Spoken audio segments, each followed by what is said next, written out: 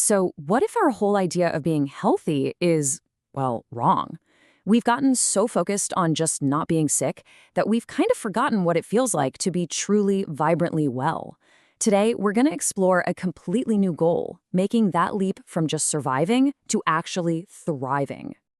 We're living longer than any other time in history, which is amazing, right? We've got incredible medical technology, but there's this weird paradox at the heart of it all. As our lifespan gets longer, our health span, the number of years we actually feel good, seems to be getting shorter. Let's dig into that. And this really hits the nail on the head. We've become absolute masters at managing chronic diseases, at keeping people alive for longer. But has our quality of life, those years we spend feeling energetic and sharp, really kept up? It's the big question we have to ask ourselves. I know, that sounds harsh, right? Of failure, but think about it.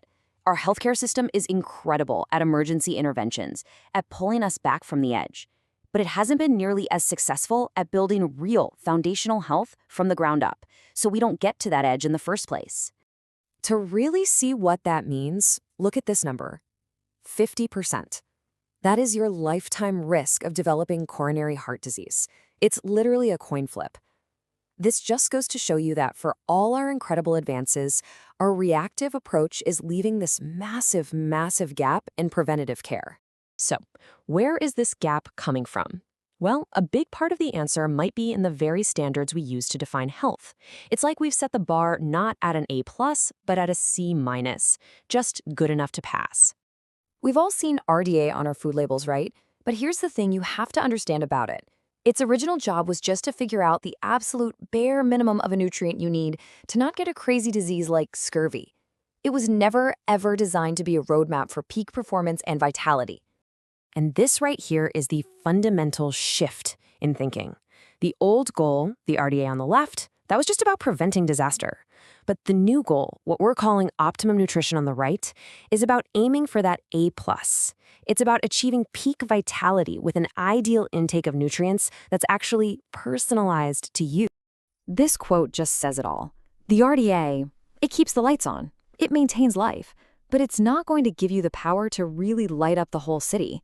To do that, we need a whole new framework, one that's built on a much deeper understanding of how our bodies really work. So what does this new framework actually look like? Well, it's built on 4 key scientific principles. Let's call them the 4 pillars of health. These really help us understand what our bodies need to truly flourish in this modern world.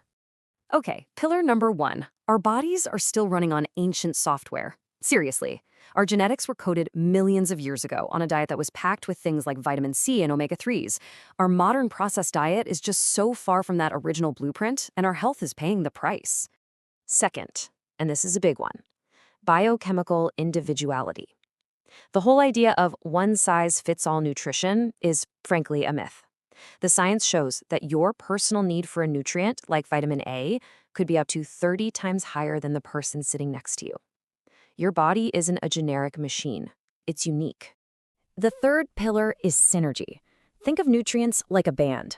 You can't have an amazing concert with just a lead singer. You need the drummer, the guitarist, the bassist. They all have to work together. Taking one vitamin in a huge dose is like having a star player with no one to pass the ball to. It just doesn't work.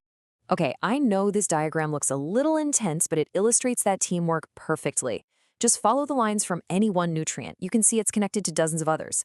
This is exactly why popping a single B vitamin supplement often doesn't do much. It needs its teammates like magnesium and zinc to even get into the game. And finally, the 4th pillar. We have to acknowledge that we're not living in some pristine, perfect world. Things like stress, pollution, and all the chemicals in our environment, they're constantly making withdrawals from our nutritional bank account. This environmental load means we actually need more nutrients than our ancestors did just to break even.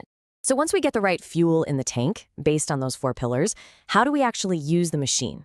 Because this whole proactive philosophy, it goes way beyond just nutrition.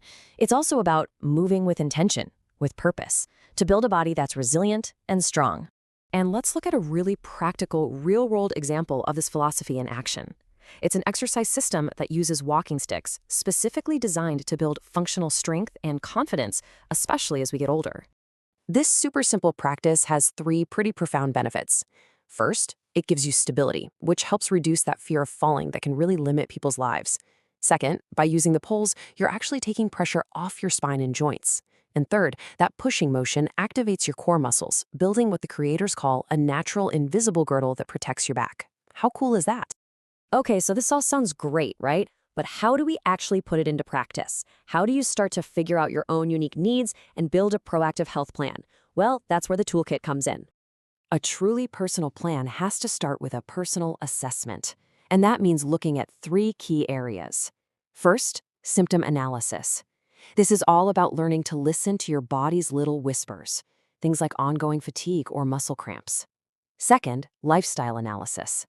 This takes into account that environmental load we talked about, all the things like stress that drain your account. And finally, dietary analysis. This is where you see how what you're eating right now stacks up against optimal levels, not just the bare minimum RDA.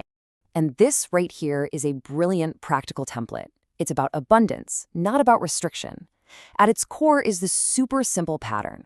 1 serving of healthy fats, 2 of protein, 3 of fruit, 4 of whole grains, 5 of veggies, and 6 glasses of water. But look at the principles around it. Choose whole organic foods and minimize all the processed junk. It's a really powerful daily checklist to start building that foundation. We've covered a ton of ground today, from a whole new way of thinking about health to practical tools for nutrition and movement. The goal, remember, isn't just to add more years to your life, but to add more life to your years. So, the final question is all yours. Looking at everything we've talked about, what is the one proactive step you can take starting today to begin your own journey from just surviving to truly thriving?